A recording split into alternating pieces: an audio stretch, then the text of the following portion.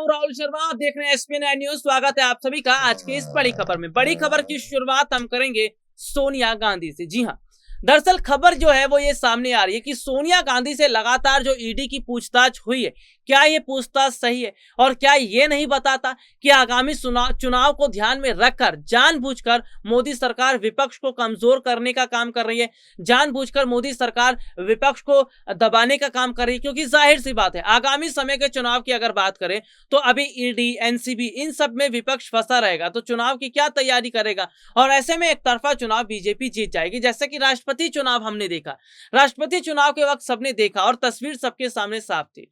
जो विपक्ष यशवंत सिन्हा के साथ खुलकर खड़ा था और यशवंत सिन्हा के साथ विपक्षियों की एकता देखकर मोदी सरकार डर गई। सरकार को इस बात का एहसास होने लगा कि भाई अगर विपक्ष इसी तरह यशवंत सिन्हा को सपोर्ट करेगा, समर्थन करेगा, तो बहुत बड़ा नुकसान द्रौपदी मुर्मू को होगा।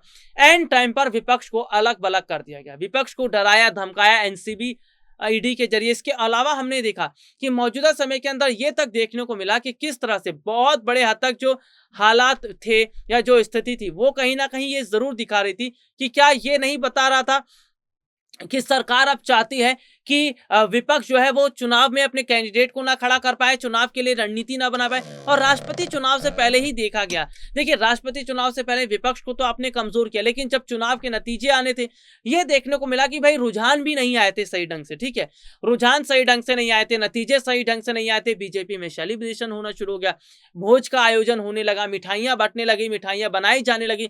तो ये सब जो है चुनाव एक स्क्रिप्टेड था। यशवंत सिन्हा ने कहा, उन्हें बहुत हैरानी हुई कि राष्ट्रपति चुनाव तक में पैसों का इस्तेमाल इस तरह से विपक्ष को तोड़ने का काम किया गया। तो सीधे सीधे तौर पर समझने की कोशिश ये कीजिएगा कि आज विपक्ष चीजों को समझ चुका है लेकिन जनता समझ नहीं रही है। लेकिन विपक्ष को एकजुट होना पड़ेगा, भले ही सरकार उन्हें दबाने या डराने की कोशिश करे, लेकिन विपक्ष अगर एकजुट होकर काम करेगा, विपक्ष अगर ये मजबूती से काम करेगा तो शायद इसका बहुत बड़ा प्रभाव देखने को मिलेगा, शायद बहुत बड़ा फर्क देखने को मिलेगा। और वाकई अगर बहुत बड़ा फर्क देखने को मिलेगा तो समझ लीजिए कि सत्ता पक्ष ही हमेशा आगे शासन करती रहेगी और जनता की आवाज को ना कोई बोलने वाला होगा, ना कोई सुनने वाला होगा, और सरकार अपनी मर्जी से चीजों को बनाती चली जाएगी और देश को गड्ढे में डालती चली जाएगी। क्योंकि हाल ही में एक रिपोर्ट सामने आई, 2014 के बाद से लगातार देखा जा रहा है हर साल लाखों की संख्या में लोग भारत की नागरिकता को छोड़ रहे हैं, भारत छोड़कर जा रहे हैं। इसके अलावा हम ये भी देख रहे हैं कि भारत छोड़ने वाले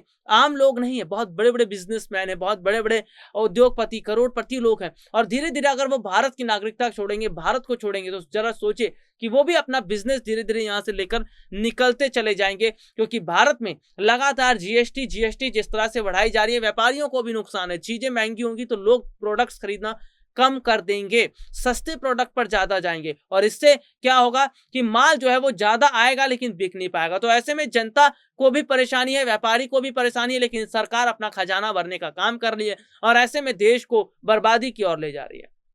आज के लिए इतना ही, आपसे फिर दोबारा मुलाकात होगी, तब तक के लिए इजाजत दीजिए, नमस्कार।